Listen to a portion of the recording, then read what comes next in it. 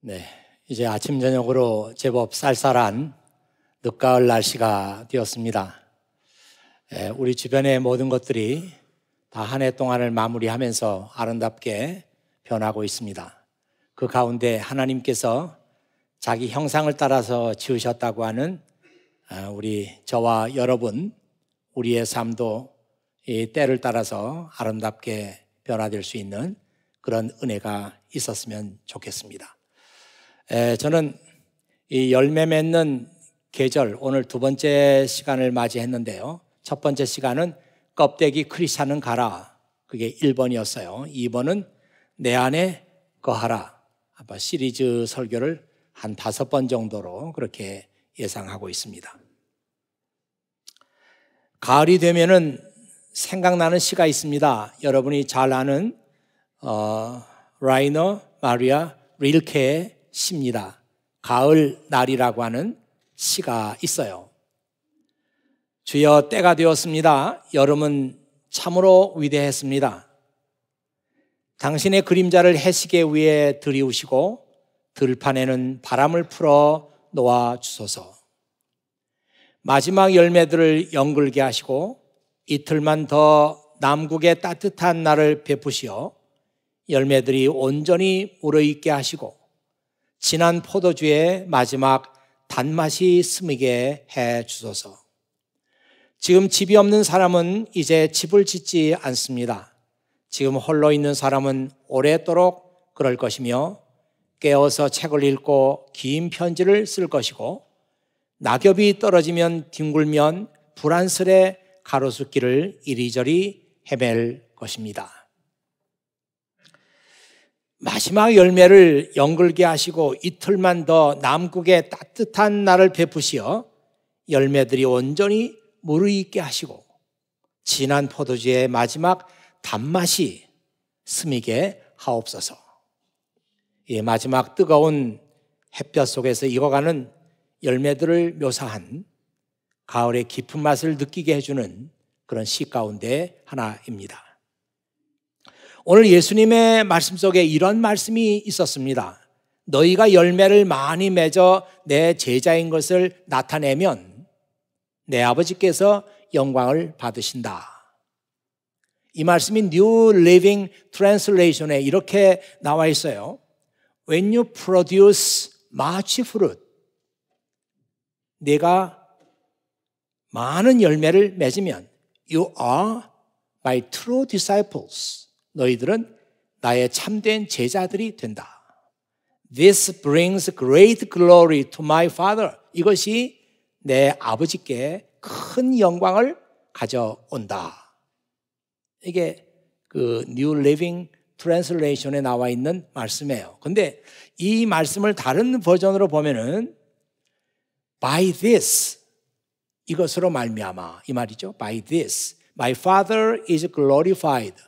내 아버지께서 영광을 받으신다. That you bear much fruit and so prove to be my disciples. 너희가 열매를 많이 맺어서 너희가 내 제자라고 하는 것을 증명하면 to prove to be my disciples. 너희가 내 제자라고 하는 것을 증명하면 그것으로 내 아버지께서 영광을 받으신다. 이렇게 조금 뉘앙스가 다르죠. 우리가 열매를 맺는다고 하는 것은 내가 예수님의 제자라고 하는 것을 프루브하는 것, 증명하는 것입니다. 그래서 우리 크리스찬의 삶에서 열매가 있다고 하는 것은 그렇게 중요한 거예요. 이 말을 거꾸로 말하면 우리의 삶에 열매가 없어요. 열매가 없으면 나는 내가 크리스찬이라고 하는 것을, 예수님의 제자라고 하는 것을 증명할 방법이 없습니다. 아무리 입으로는 내가 예수님의 제자라고 얘기를 해도 그 사람의 열매가 증명하지 않으면 입으로 말하는 것은 믿을 수가 없어요. 우리가 열매를 맺지 못하면 예수님의 제자라고 하는 것을 증명할 수 없고, 그렇다면 그런 사람은 하나님의 영광을 가리우는 그런 사람들이다. 이렇게 보겠습니다. 문제는 우리가 열매를 맺는 것이죠. 여기서 열매라고 하는 것은 다른 것이 아니에요. 내가 예수님의 제자라고 하는 것을 증명할 수 있는 말, 우리의 행동, 우리의 삶, 이것을 우리는 열매라고 합니다. 우리는 어떻게 하면은 예수님의 제자라고 하는 열매들을 사람들에게 보여줄 수 있겠는가? 이것이 우리의 큰 관심사이고 큰 질문이 되는 거죠. 이번 2018년 리뉴 주제는 선교입니다. 리뉴는 이 세 가지 그 토픽을 가지고 한 해 한 해 돌아가고 있어요.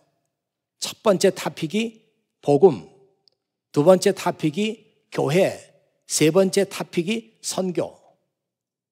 이런 세 가지 토픽이 이렇게 해마다 돌아가면서 열리고 있습니다. 지난 해에는 교회를 토픽으로 했기 때문에 에클레시아라고 하는 주제를 내걸었어요. 이제 내년은 다시 복음으로 돌아가서 어떤 주제를 내걸게 되겠죠. 올해는 선교가 토픽입니다. 그래서 프로클레이머스라고 하는 주제를 내걸었어요. 이 프로클레이머스라고 하는 것은 프로클레임이라고 하는 동사에서 나온 것이죠. 그래서 프로클레임이라고 하는 것은 선포한다, 널리 알린다, 이런 의미가 있기 때문에 프로클레이머스 그러면은 알리는 사람, 주변의 사람들에게 이 복음을 전파하는 사람, 이런 사람을 프로클레이머스라고 말합니다. 이 프로클레이머스라고 하는 말이 막 선포한다, 외친다, 이런 의미도 있지만 내 삶을 통해서 다른 사람들에게 보여준다, 나타낸다, 이런 의미도 동시에 가지고 있습니다. 리뉴는 다른 선교단체에서 하는 컨퍼런스와는 달리 우리는 선교사를 배출해내는 그런 단체가 아닙니다.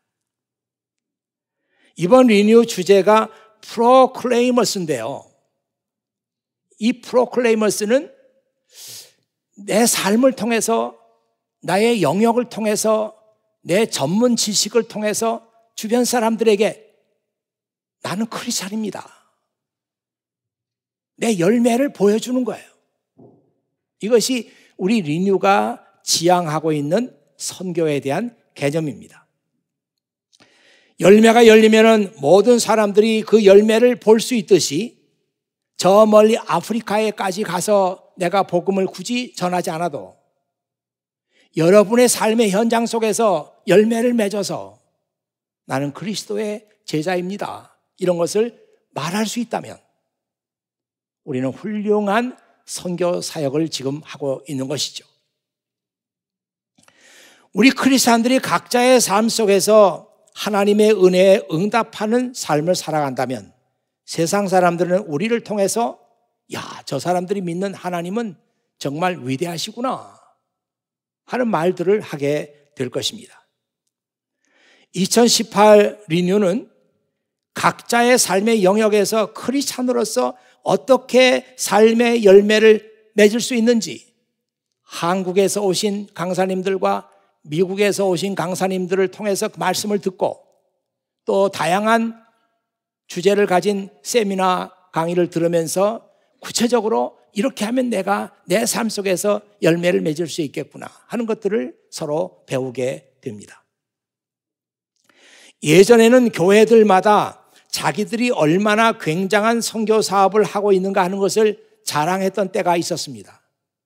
그래서 대형 교회 주어 밑에는 자기들이 돕고 있는 선교사들의 이름이 깨알 같은 글씨로 많이 써져 있었습니다. 어떤 교회에서는 50명의 선교사들을 후원한다고 얘기를 하고 어떤 교회에서는 우리는 100명의 선교사를 후원한다고 하고 어떤 교회에서는 200명의 선교사들을 후원한다고 그들의 이름을 깨알같이 주보 밑에다가 써놨습니다. 그렇게 많은 선교사들을 후원하면 그게 무슨 의미가 있습니까? 막상 선교사들을 후원하는 자신들은 자신들의 삶 속에서 올바로 살지 못하고 자신들의 삶에는 아무 열매가 없는데, 그래서 주변 사람들에게 내가 크리스찬이라고 하는 것을 증명하지도 못하면서 헌금을 해서 선교사들을 도와준다고 그것을 자랑하는 것이 무슨 의미가 있느냐 이 말이에요. 얼마 전까지도 이 많은 교회들이 그런 말을 했습니다. 가든지 보내든지 해라. 내가 선교지로 가든지 아니면 돈 내서 후원을 하든지 둘 중에 하나 해라. 참 어떤 사람이 처음으로 했는지 모르지만 상당히 멋있는 말인가 보다 해서 많은 교회들이 그 말을 썼어요. 가든지 보내든지 하라고. 그러나 생각해 보면은 우리가 헌금을 해서 후원을 해놓고 자기 자신은 아무 열매 없는 그런 삶을 계속 살고 있다면 그것이 무슨 소용이 있는가? 이런 생각을 하게 되는 것입니다. 그렇다고 해서 현지에서 지금 선교 사역을 하고 있는 그 많은 선교사님들의 헌신, 수고, 노력 이런 것들이 소용이 없다는 것이 아니에요. 이제는 선교지가 따로 있고 후원하는 사람이 따로 있고 이런 그 식으로 선교지를 분리하는 것이 아니라 선교지를 하나로 통합하자는 것이죠. 선교지도 그렇고 지금 내가 살고 있는 이 자리가 바로 선교의 자리다. 이렇게 생각하면서 선교지를 분리시키지 말고 하나로 통합하자는 거예요. 이것이 이번 2018년 리뉴에서 지향하고 있는 통합된 개념의 선교입니다. 며칠 전에 저는 신문기사를 보고 깜짝 놀랐습니다. 너무 믿을 수도 없고 감동이 돼서 제 페이스북에다가 그것을 올려놨어요. 아마 여러분들은 대부분이 모를 사람인데 조금 나이가 드신 교우들은 알 사람입니다. 주윤발이라고 하는 홍콩의 배우가 있는데 먼저 한번 얼마나 잘생겼나를 보고 얘기를 하겠습니다. 네, 이게 지금 나이가 좀 든 얼굴인데요. 진짜 젊었을 때는 정말 멋있었어요. 이 사람이 영화 배우인데 이 사람을 성공하게 만든 영화 이름이 영웅 본색이라는 그런 영화입니다. 1967년에 영웅 본색이라고 하는 그 영화가 흑백으로 상영이 됐어요. 대히트를 했습니다. 그래가지고 그 이후에 3번씩이나 이 영화를 리메이크 했어요. 처음에는 영웅 본색을 이제 미국에 소개할 때는 그 제목이 뭐였는가 하면 Story of a Discharged Prisoner. 그러니까 감옥에서 나온 한 사람의 이야기. 뭐 그렇게 되겠습니다. 근데 이제 리메이크 되면서 그 영어 제목이 뭐라고 바뀌었는가 하면 A Better Tomorrow. 보다 나은 내일을 위하여. 뭐 이렇게 바뀌었어요. 어쨌든 이 주윤발이라고 하는 그 홍콩의 배우가 영웅 본색이라고 하는, 물론 다른 영화도 찍었습니다만은 이 영화로 월드 스타가 됐어요. 또 뭐 얼굴도 얼마나 잘생겼는지 그때 뭐 인기가 이루 말할 수가 없었어요. 그런데 이 주윤발이 최근에 자신의 전 재산을 기부하겠다 그렇게 말했습니다. 사실은 이번이 처음이 아니고 그 전부터 내가 죽으면 나의 재산을 전부 사회에다가 환원하겠다 그런 얘기를 계속 해왔는데 이번에 아직 뭐 죽진 않았습니다만은 이제 마음의 결심이 섰다. 그래서 내 재산을 사회에다가 전부 환원하겠다.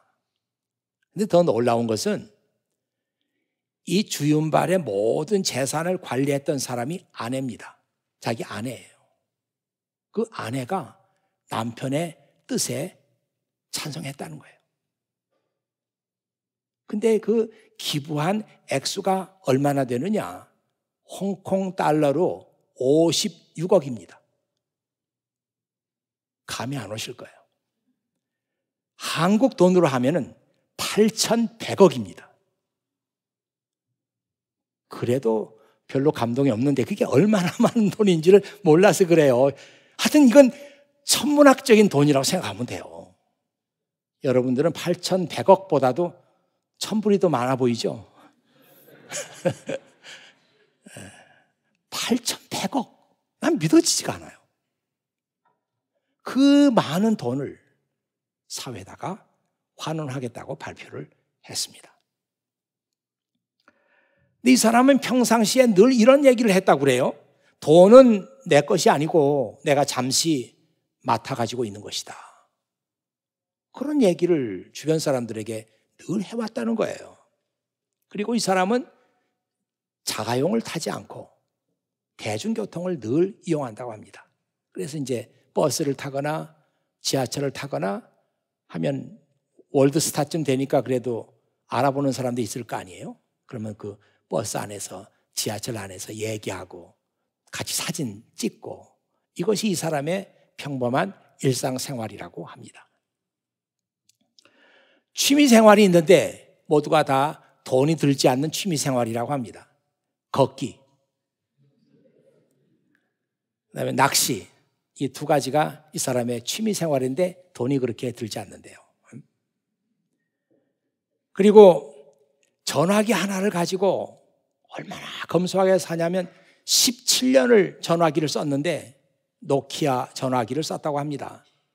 근데 고장이 났는데 더 이상 서비스 센터에서 이건 고칠 수가 없다 그래가지고 이번에 새 걸로 바꿨다고 합니다.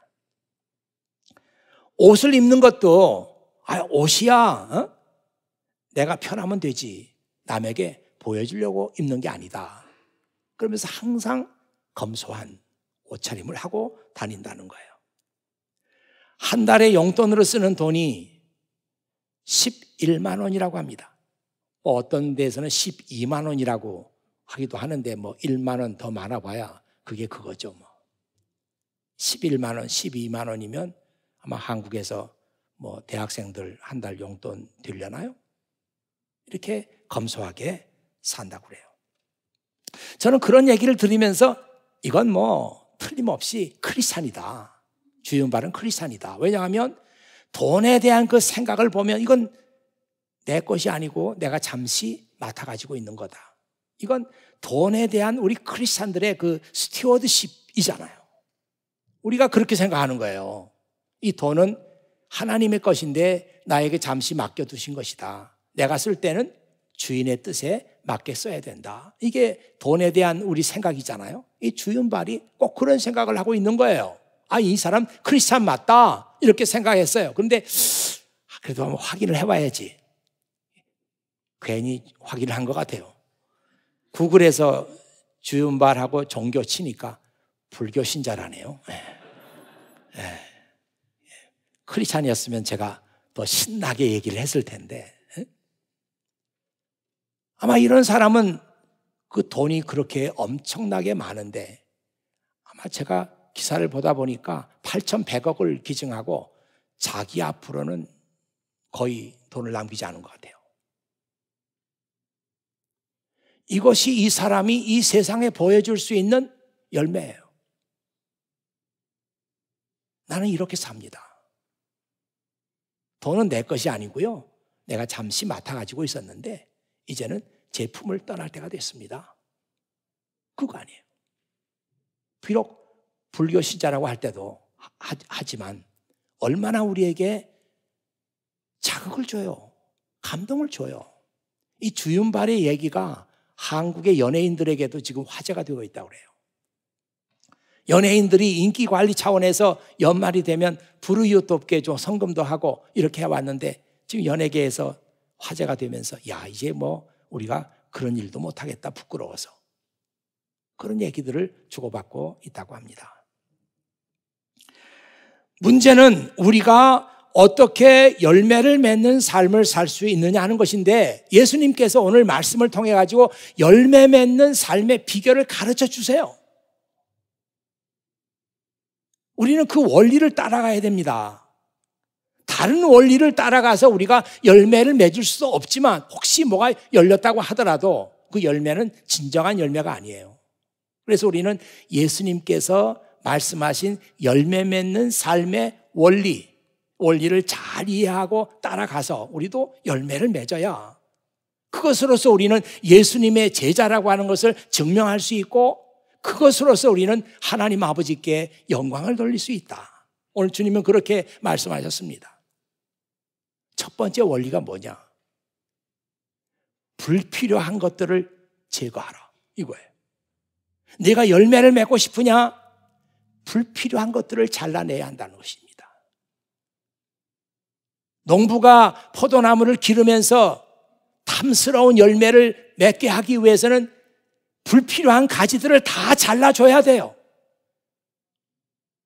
농부가 무식해서 잘라내지 않거나 아니면 게을러서 잘라내지 않으면 그 이듬해 해에 풍성한 열매를 기대할 수가 없어요. 그렇죠? 조그만 것들이 열리기 마련이죠. 근데 불필요한 것들을 다 잘라내줘요. 그러면 이듬해 풍성한 열매를 볼 수가 있습니다. 우리 크리스찬의 삶도 마찬가지다. 내가 만일 풍성한 열매를 맺는 크리스찬의 삶을 살려면 내 삶에서 불필요한 것들을 다 잘라내라. 어떻게 하면 우리가 우리의 삶 속에서 불필요한 것들을 잘라낼 수가 있습니까? 주님께서 말씀하시기를 내 말을 잘 듣고 그 말을 실천하면 너희는 불필요한 모든 것들을 다 잘라낼 수 있다. 이렇게 말합니다. 하나님의 말씀을 통해서 우리는 어떤 것이 진실한 것인지 어떤 것이 거짓된 것인지 알 수 있어요. 우리 하나님의 말씀을 들으면서 어떤 것이 옳은 것이고 어떤 것이 잘못된 것인가 하는 것을 판단할 수 있어요. 하나님의 말씀을 듣고 받아들이고 그 말씀을 실천하면 정원사이신 아버지 하나님께서 내 안에서 불필요한 것들을 다 잘라내시는 그런 사역을 하시는 거예요. 저는 분명히 말씀드리기를 많은 사람들이 열매에 관한 얘기를 하면 나는 교회 나온 지가 몇 년이 됐는데 나는 예수 믿은 지가 몇 년이 됐는데 글쎄 나는 뭐 어떤 열매를 맺은 적이 없어요. 아니 열매를 맺은 적이 없으니 주변 사람들에게 내가 크리스찬이라고 하는 것을 증명도 못하는 거 아니에요. 아니 예수 믿은 지가 10년이 지나고 20년이 지났는데 사람들이 볼 때도 내가 크리스찬으로 안 보이는 거예요. 이유가 뭔가? 여러 가지 원인이 있을 수 있지만 오늘 주님의 말씀의 원리를 보면은 내 삶에 불필요한 것들을 잘라내는 그 과정이 없이 열매만 맺으려고 하는 거예요. 잘 들으세요, 여러분. 예외가 없습니다. 저도 저 사람이 예수님의 제자구나, 저 사람이 목사구나 이렇게 하려면은 제 삶에서 불필요한 것 잘라내야 돼요. 이 과정이 없이는 증명할 수 없습니다. 자, 두 번째로 포도나무 가지가 포도나무에 잘 붙어 있어야 하는 것처럼 열매를 맺으려면 예수님과 깊은 펠로우십을 나눠야 된다. 이것이 예수님의 두 번째 열매 맺는 삶의 원리입니다. 그렇잖아요. 포도나무 가지가 나무에 잘 붙어 있어야 그 나무로부터 수액을 빨아 올리잖아요. 만약 잘 붙어 있지 않으면 포도나무로부터 수액을 빨아 들일 수가 없기 때문에 말라 죽어요. 그런 가지에 열매를 맺을 수가 없지 않습니까? 죽은 가지인데. 마찬가지로 우리가 열매 맺는 삶을 살려면은 우리의 참 포도나무가 되시는 예수 그리스도 그분에게 잘 붙어 있어야 돼요. 이것을 우리는 펠로우십이라고 합니다. 교제, 펠로우십이라고 해요. 이 교제라는 말이 영어로는 펠로우십, 이 펠로우십인데 펠로우십이라는 그 단어를 보면은 fellow란 말이 있고 ship이란 말이 붙었는데 이 fellow라고 하는 말은 친구란 뜻입니다. ship이라고 하는 것은 뭐 관계 또는 어떤 사이라고 볼 수 있죠. 예수님과 펠로우십을 나눈다고 하는 말은 예수님과 친구 관계로 들어가는 거예요. 친구 관계로 들어가는 거예요.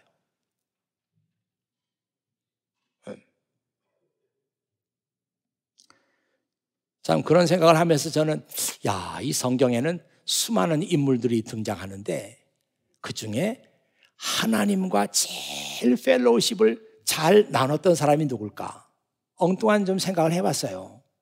이 말은 하나님하고 가장 가까운 친구 사이로 지냈던 사람이 누굴까? 그래야 펠로우십이 일어나니까. 생각해 보니까 모세가 랭킹 1위예요. 모세가. 왜냐하면 이 성경 출애굽기 33장 11절에 보면은 하나님께서는 마치 사람이 자기 친구에게 말하듯이 모세와 얼굴과 얼굴을 서로 마주 보면서 얘기하셨대요. 뭐 이런 경우가 있어요. 하나님이 모세와 얘기할 때는 친구를 대하듯이 얼굴과 얼굴을 맞대고 봤다니까 하나님하고 모세 사이에는 친구 사이 아니에요. 그러니 뭐 펠로우십이 잘 이루어졌겠구나. 랭킹 1위입니다. 아무도 2위 달지 마세요. 1위가 모세란 말이에요. 2위까지는 한번 생각해 봐야 될 것 같아요. 2위. 아쉬운 이유는 누굴까? 아브라함입니다. 아브라함의 생애는 창세기에 잘 기록되어 있어요. 창세기에 보면 아브라함이 정말 하나님하고 사이는 가까웠다는 그런 기록이 많이 나와 있습니다. 그런데 이사야 41장 8절, 야고보서 2장 23절에 보면은 하나님께서 아브라함을 친구라고 불렀다 이렇게 나와 있어요. 근데 사실 창세기에는 아브라함이 하나님과 사이는 가까운 것 같지만 친구라고 불렀다고 하는 직접 말씀은 찾을 수가 없어요. 그래서 랭킹 2위가 됩니다.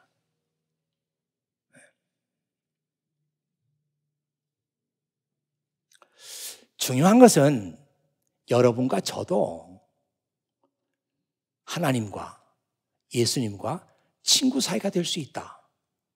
그렇게 예수님께서 말씀하셨어요. 요한복음 15장 14절에 보면은 내가 너희에게 명하는 것을 행하면 너희는 내 친구다. 너무너무 신나는 말씀이죠. 우리가 예수님하고 아주 그 펠로우십을 깊이 나눌 수 있는 친구 사이가 될 수 있는 길을 말씀해 주셨는데 내가 하는 말을 너희가 실천하면 많은 사람들이 이렇게 간단한 말씀을 이해를 못해요. 어떤 사람들은 예수님과 펠로우십을 잘 나누려면 큐티를 해야 된다. 말씀 묵상을 해야 된다. 이렇게 생각하는데 그렇다고 해서 펠로우십이 일어나지 않습니다. 예수님 말씀은 너 큐티해라. 말씀을 묵상해. 이렇게 말하지 않았어요. 내가 하는 말을 내가 행동으로 실천하면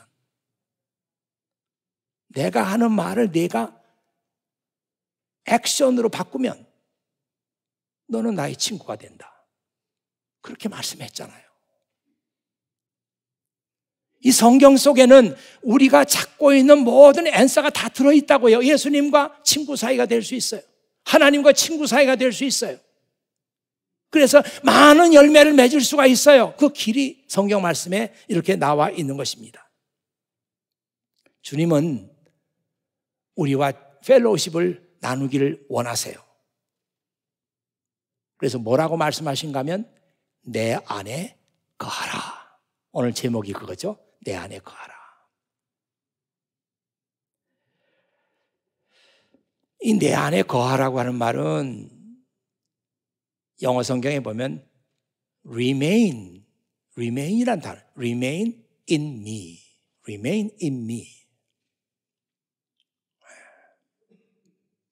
이 remain이라고 하는 말이 내 속에 거한다, 내 속에 산다, 뭐 그런 의미가 있을 겁니다. 내 안에 머문다, 뭐 그런 의미도 있을 거고요.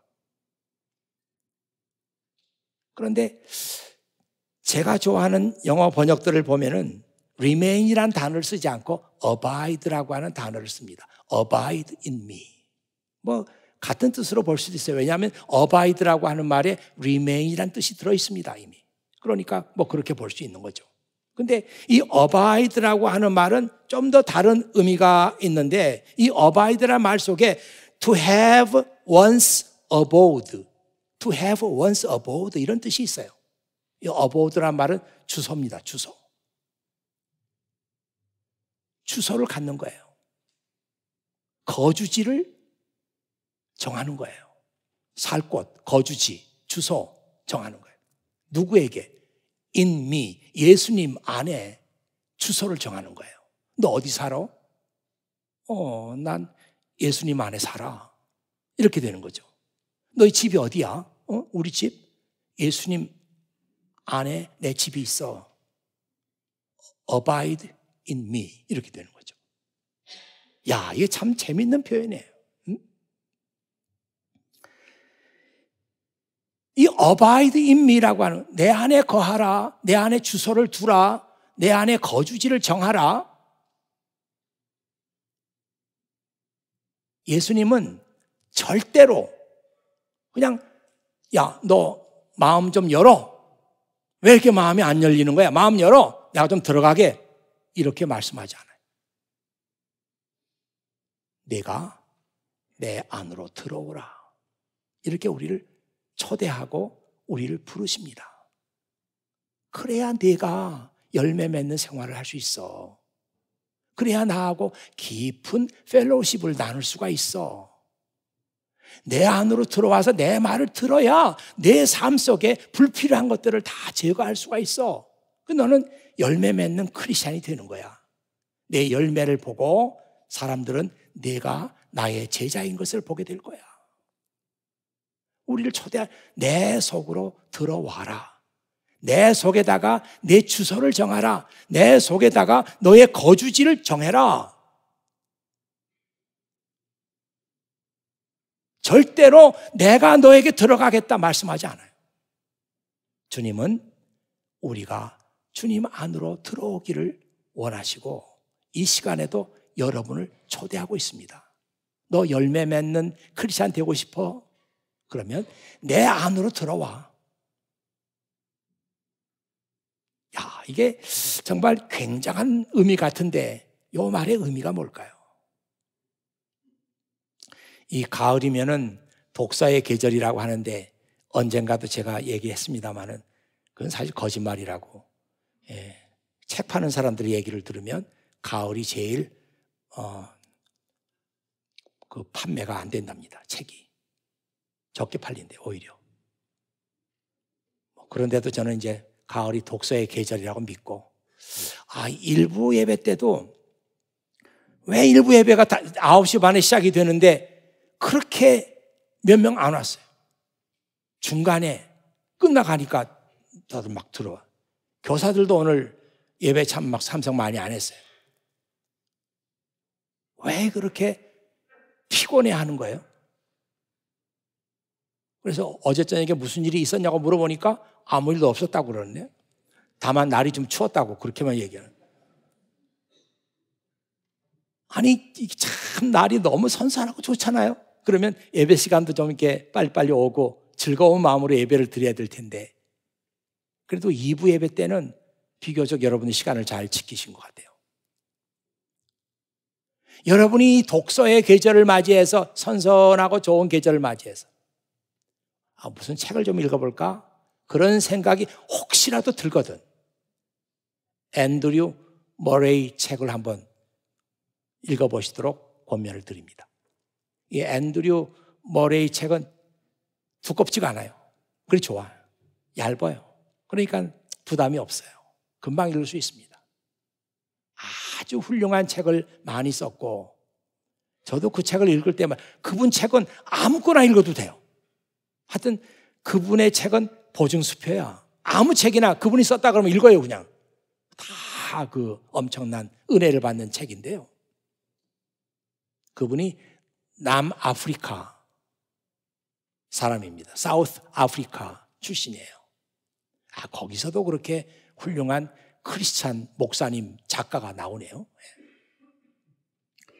그분이 이 주님 안에 거한다고 하는 거, abide in me라고 하는 게 무슨 의미가 있냐 하는 거를 썼어요. 제가 그 구절을 지금 화면에 소개하고 있습니다. 자, 주님 안에 거한다고 하는 것은 It is the wholehearted surrender. 야, 이 말씀만 봐도 참 가슴이 뜁니다. It is the wholehearted surrender. surrender라는 게 항복하는 거잖아요. 항복하는 거잖아요. 주님 안으로 들어가는 사람은 wholehearted surrender를 하는 거예요.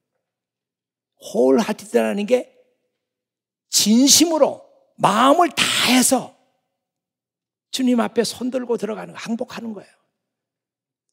In everything to do His will.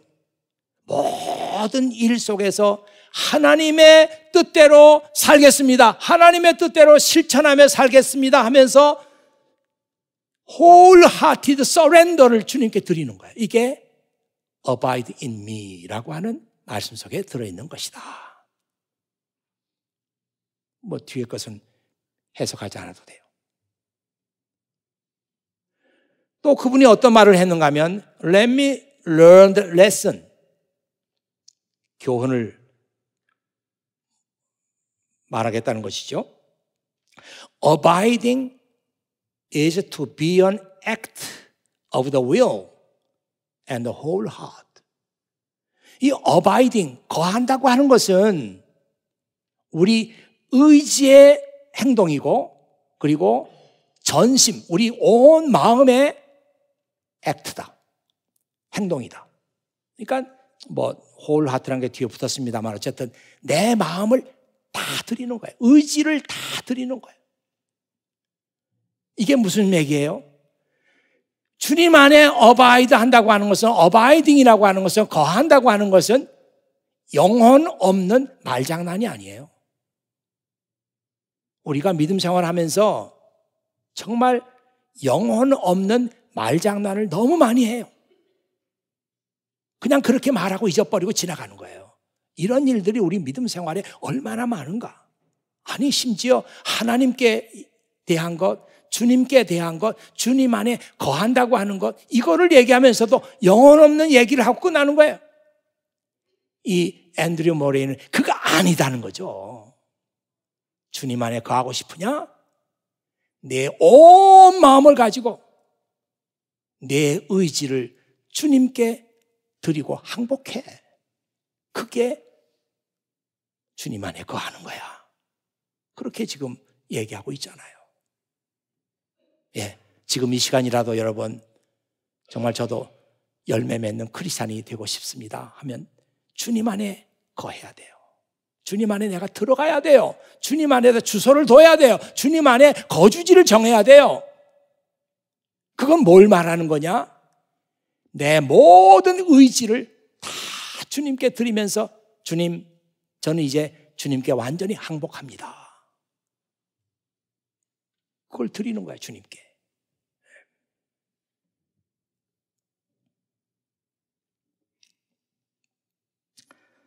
4절 말씀 보니까 주님은 이렇게 말씀하시죠.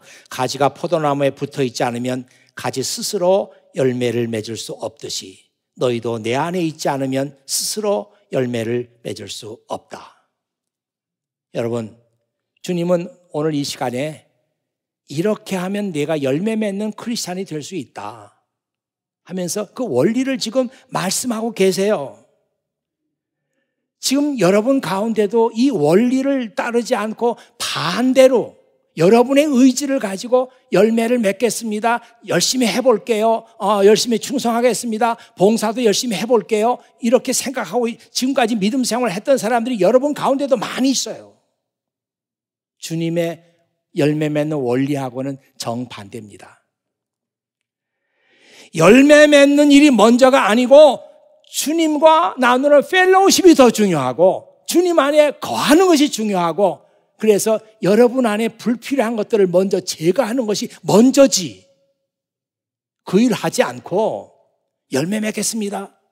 내 안에는 지금 열매를 맺지 못하게 하는 수없는 것들이 많이 들어있는데 어떻게 열매를 맺습니까? 여러분, 포도나무가 열매를 맺는 게 아니고 가지가 열매를 맺는데 이 가지를 잘 보고 있으면 바람이 불고 가지가 흔들흔들 하면서 그 가지가 막 열매 맺고 싶어가지고 막 나는 열매를 맺고 싶어요. 막 이런 가지 봤어요? 그런 가지 보면 빨리 동영상 찍어 놓으세요. 그건 아주 희귀한 겁니다. 빨리 찍으세요.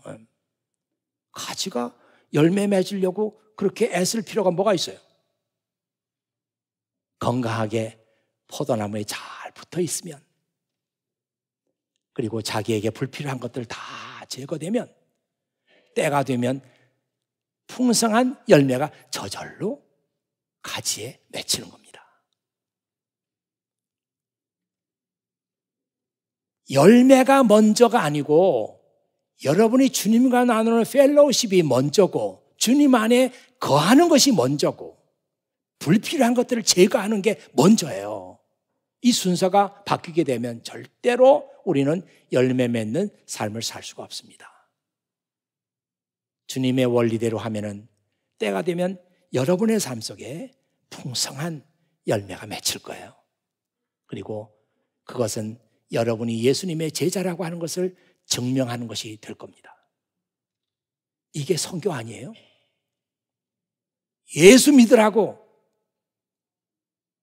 자기는 열매도 없으면서 예수 믿으라고 남에게 얘기하는 그게 선교가 아니라 저는 예수 믿으니까 이런 열매가 맺히네요 하면서 그냥 드러내는 거잖아요. 이것이 선교 아니에요? 이것이 하나님의 영광을 드러내는 일입니다. 이 풍성한 열매가 맺는 계절에 하나님께서 지으신 우리도 풍성한 열매를 맺어서 하나님께 영광을 돌려야 됩니다. 여러분의 삶 속에 이제 예수님께서 말씀하시는 열매 맺는 그 원리가 여러분의 삶 속에서도 실천으로 나타나기를 주님의 이름으로 축원합니다. 기도하겠습니다. 아버지 하나님 감사합니다. 이 아침에 아버지 하나님께서 참 예수님의 말씀을 통해서 열매 맺는 삶의 비결을 우리에게 가르쳐 주셨습니다. 이렇게 쉽고 간단한 것인데도 우리는 자주 잊어버리고 내 스스로 내 노력을 가지고 내가 수고해서 내가 애써서 열매를 맺으려고 했던 적이 얼마나 많이 있었습니까? 그때마다 우리는 좌절하고 실망하고 나는 안 된다고 그렇게 생각을 했었습니다. 이제 아버지 하나님, 오늘 주님의 말씀을 들은 사랑하는 자녀들이 열매 맺는 삶의 비결 잘 깨우치도록 도와주셔서 감사합니다. 지금 이 시간도 내 삶을 들여다봅니다. 내가 정말 주님 안에 있는가? 내 주소와 내 거주지가 주님 안에 있는가? 내 속에는 정말 열매를 맺기에 방해가 되는 것들이 많이 있지는 않은가? 먼저 우리 스스로를 반성하고 살펴볼 수 있는 그런 지혜를 저희들에게 허락해 주시옵소서. 이제 지금부터라도 이 일을 해야 되겠습니다.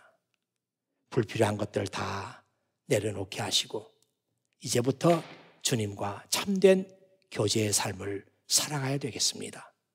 주님 안에 거해야 되겠습니다.